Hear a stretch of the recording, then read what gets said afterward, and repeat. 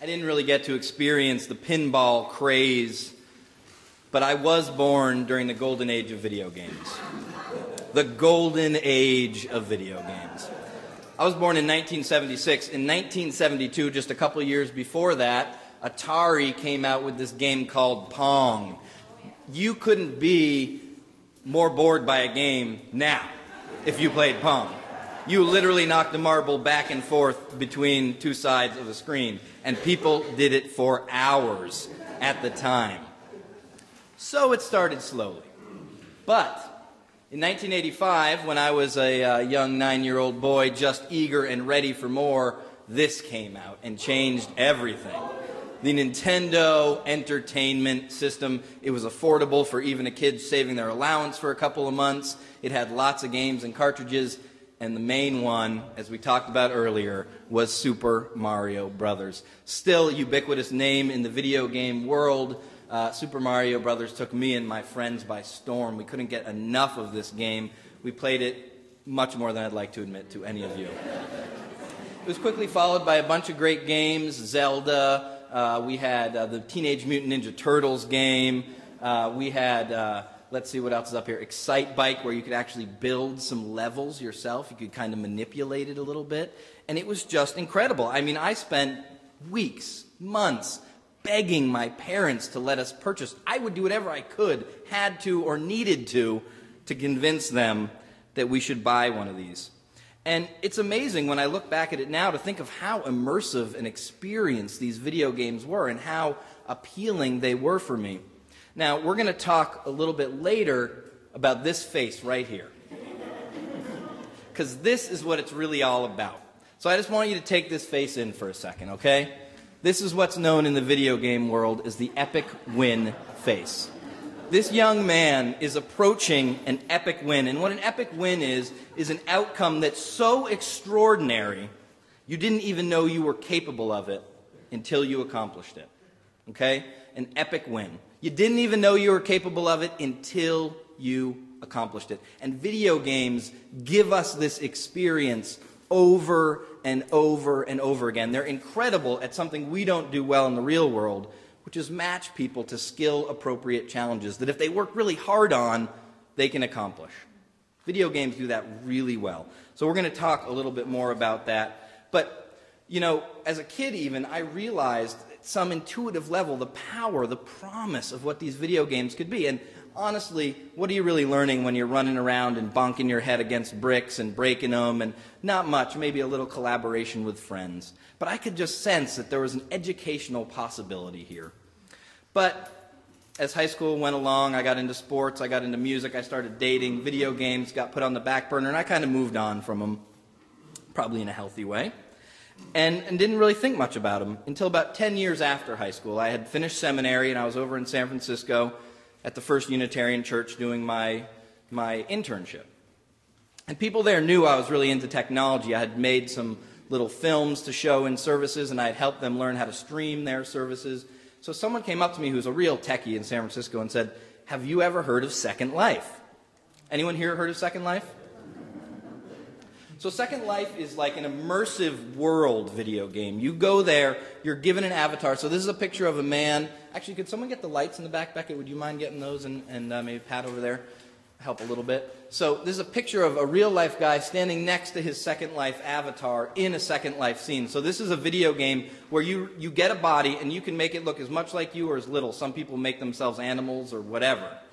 And you can walk around and experience a whole world there, interacting with people, talking audibly or just chatting by typing. You can build buildings, create businesses. There is a woman, so there's a currency there, a Second Life currency, that has an exchange with the US dollar. And a woman back in 2008 made $1 million through land speculation in Second Life. Okay? She would buy land no one wanted, she'd build it up, she'd resell it for tons of money. She made over $1 million doing that. Okay?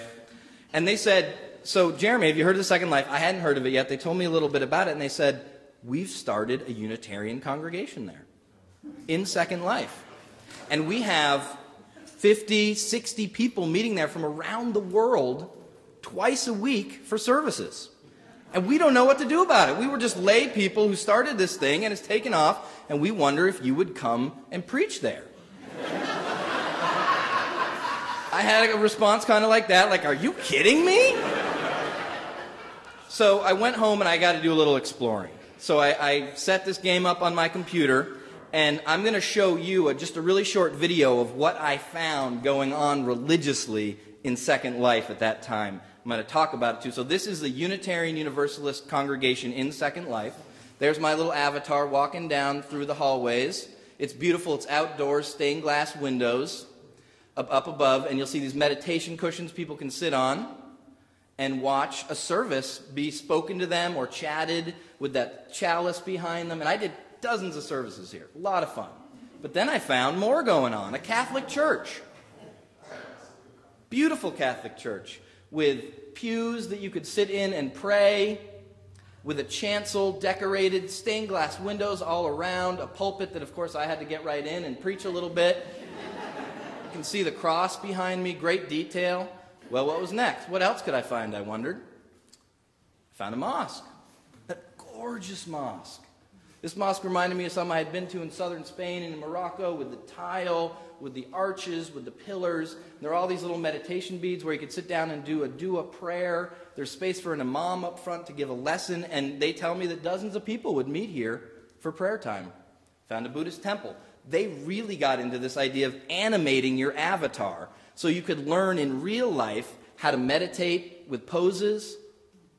They'd lead you through them all so you could sit there doing it with them in real life.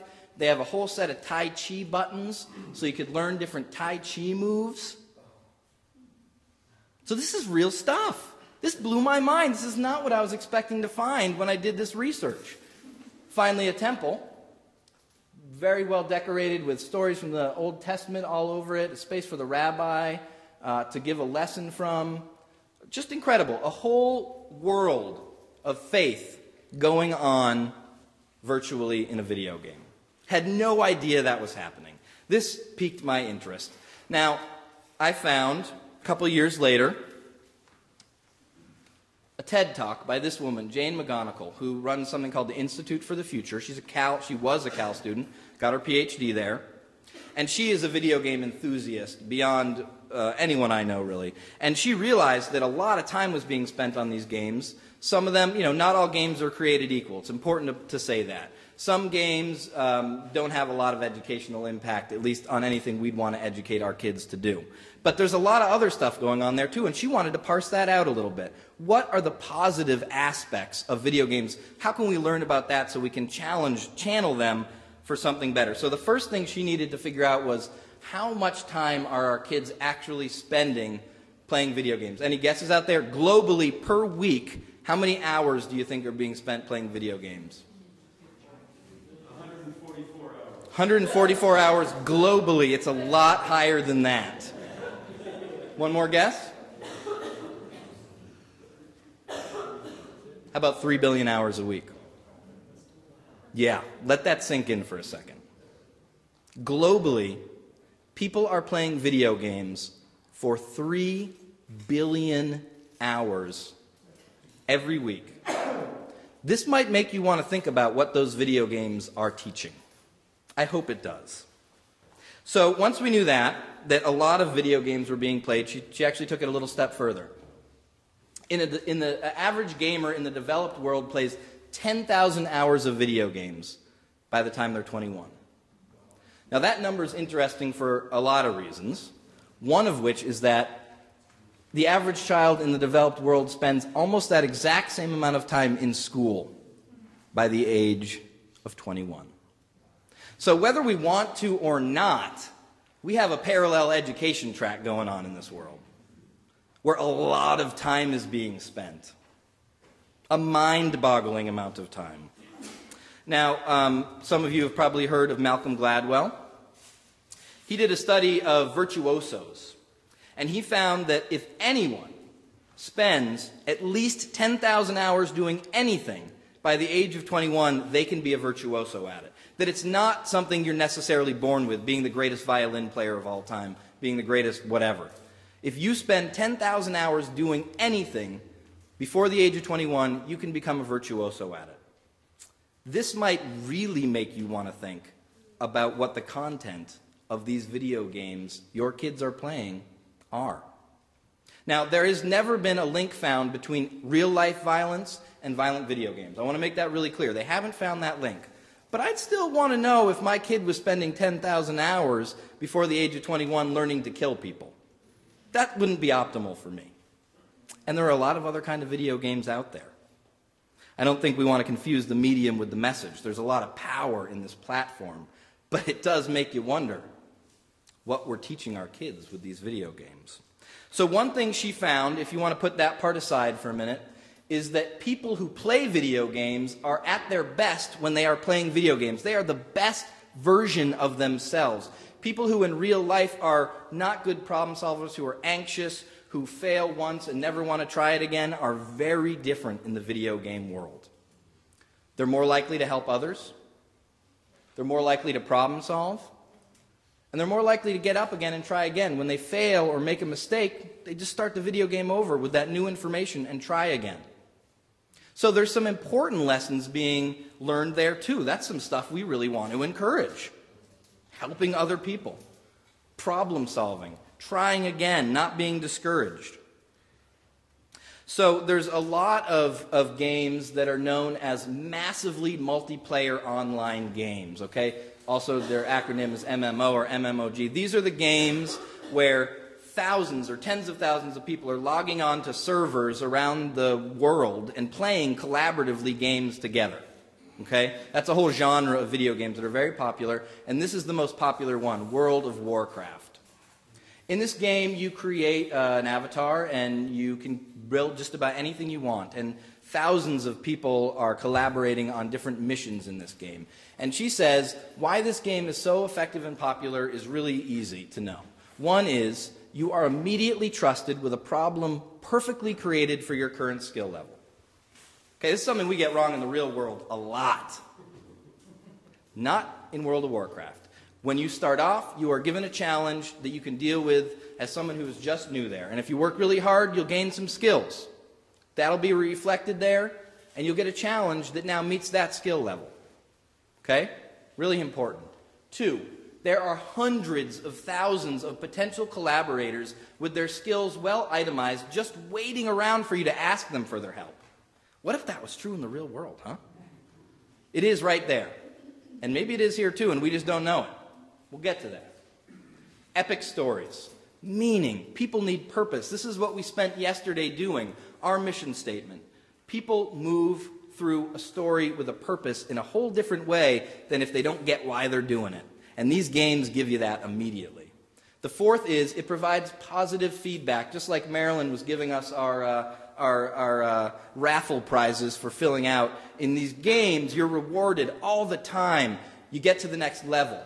Or a skill that you have, like you are a skilled +2 nunchuck user. Well, after this challenge, you'll be a +3 or a +4. It constantly shows you that your skill levels are improving and that you're getting to the next level. Positive feedback. We do some of that. We can do more. So that's why this game works so well. And I want to tell you one other thing just to put this in perspective. This game was created in 1994, so we've been playing it for about 19 years, and almost 6 million years of playing time has been logged on it. In 19 years, almost 6 million years of game time has been logged. Now that number is staggering and also fascinating because it was just about 6 million years ago that Homo sapiens first stood up. So that gives you a little sense of scale here, of possibility, of promise. What could we do with this platform if we made it what we wanted, rather than let it just be what it is? Wow. 19 years for 6 million years of experience. That's pretty incredible. So she also, Jane McGonigal, identified 4 things that people who play video games are getting good at. One is urgent optimism. That idea that an epic win is always possible, that you trust that you have been matched with a challenge that you can succeed on if you try as hard as you can. They believe they can do it. That's really different than how people feel in the real world a lot. We don't think we can do it. Urgent optimism. Number 2, They learn quickly how to weave a tight social fabric. You're being placed together with people from all around the world who speak different languages, who like different music, who are just totally different from you in every way, and you need to learn how to work with them quickly. And they do. They build great skills around that. Likewise, they love the hard work they're putting into this game. They are working really hard. It might not look like that to you always, Mom and Dad, okay? But they are building skills and building things and meeting people and building relationships, and they love every second of it, which can be really different than the way people feel about our other parallel education system at times. And the fourth one is that epic meaning. People really understand when they play video games how important purpose and meaning are, and they learn how to create it and build it into the experience. Epic meaning. So these video games, some of them, especially these collaborative ones, are building these super empowered, hopeful individuals. The problem is they're only super empowered, hopeful individuals in video games. They don't think they can save the real world yet. That's our challenge. Also Jane McGonigal. So I want to say one final thing about her, because this is pretty neat. So what she's done is tried to create some video games that will affect real-world behavior. The first one she created is called World Without Oil. It's about peak oil. Tens of thousands of people log on to this every day around the world, and they find out what the gas price is now in their peak oil world they're living in, how much it would cost to fly somewhere, drive somewhere, get the food and staples of their life now that peak oil is hit, and they live their real life according to these numbers. And it's changed the real life behaviors of these people. Right now, they're using less gas, trying to figure out how to buy local, because they want to win this game. Second one she made is called Superstruct. The idea is, and this is hard to believe, but an asteroid is going to hit Earth. I know, it's just mind-boggling that that could happen. That would never happen. But in this game, it's going to happen. Earth's going to be wiped out in 20 years. We have 20 years. We know we can get to this other planet and start over. We can start fresh. We've got a totally clean start. So they have experts from all around the world trying to figure out in this new world, what will our agricultural system look like, our political system, our financial system. They're building new ideas that people, when they think you're stuck with the confines of this world, they'd never come up with. And they've got some really neat ideas if you check out the website associated with it. The third one I think has the most potential for really changing people. This is called Evoke. And if you complete it, it's like a graphic novel, choose-your-own-adventure, immersive video game. And if you complete all the levels, the World Bank will certify you,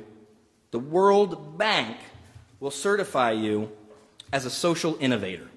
So it's a degree program, the first degree program based on a video game. And most online degree programs have a retention rate in the like 10%, 20%. I mean, their work. This one's like 95%. Everyone who starts this game finishes it and gets a degree because they love the learning. They love the learning. Now, we have in our legacy as Unitarians a woman named Sophia Lyon-Foss, who I've talked about some, who was an incredible educator before her time, who really pioneered the idea of multiple intelligences, that people learn in different ways. That's part of our legacy, that people learn in lots of different ways. And to me, this is a continuation of that idea. These are new tools that we need to learn how to take advantage of, rather than let them teach our kids how to be a better marksman or whatever. So Jane McGonigal's work is really how to make video games affect our real world. But I think her research has also done a big favor for faith communities like ours, because we also are in the change the world business, right? And we need to learn better about how to make the context where people believe they can do that. That's the business we're in. And so I think those 4 things that she learned about World of Warcraft that make it such an effective game are 4 things we need to understand and do better here in our faith community to help empower people to believe they can change the world. So those, again, were matching people better with their skill level with problems they can solve. We probably won't change climate change in the whole world if we focus on the whole world, but we probably can make some real difference in our backyard. What are the ways we can better match our realistic skill levels with challenges we can accomplish? hundreds of thousands of potential collaborators. Well, we got at least over 100 right here in this room, and we need to do a better job in knowing what we want to work on together and what our skills are. Epic meaning and stories. Again, that's what we focused on yesterday. Making it as clear as we can what our mission together is. What are we all moving our feet and arms together to accomplish? And that positive feedback. We need to do better with that. We need to do a better job of recognizing the ways that we are building towards these things. And we can do that. We can do that. Now, what I want to do is a little experiment here in this room to start to reveal the collaborators that you have in your midst. So, we're all going to get a badge that looks like this. Okay? And we're all going to fill it out together. I'm going to show you how I filled out mine. Jeremy, no big surprise there. So, my special skill, what can I do that I feel really proud about, that I want people to know more about me? I decided I'm a level 4 meaning maker. Okay? Hopefully I'll continue to plus that one up a little bit, but I'm working on it. I love helping people make meaning out of the moments of their lives. Okay? But I got other skills too. They're maybe not my main skill. Some lesser ones you don't know about me, like I'm a +3 dishwasher. Okay? I love washing dishes. I'll do it for an hour, no problem. We finally got a dishwasher and it breaks my heart. And this one comes in handy for ministry. I love listening. I have taken lots of training on how to be a good listener, to hear where you are and really be present in that with you. Okay? Now, you all have an amazing collection of skills as well. And so we're going to pass out these badges, if you'll distribute them here and there. And now we're about to honor. I don't want you to fill these out yet. I want you to think a little bit about where your skills and talents lie before you do. But we are going to now honor, with some positive feedback, someone within our community who is living these values right now. 4 or 5 out of what? Yeah, that's up to you to decide. I went 1 out of 10, but if you want to be 1 out of 1,000, hey, who am I to stop you? Okay? That's up to you. You want to be a plus 10,000 whatever? Do it. Tell us you are. But before we get there, because I want you to be wearing these in coffee hour and really see who's in your midst. So think a little bit about this. But first, we're going to get inspired by someone who is doing this work in our midst. So I'm going to invite Beth Schaefer up here to present our annual Love Hero Award.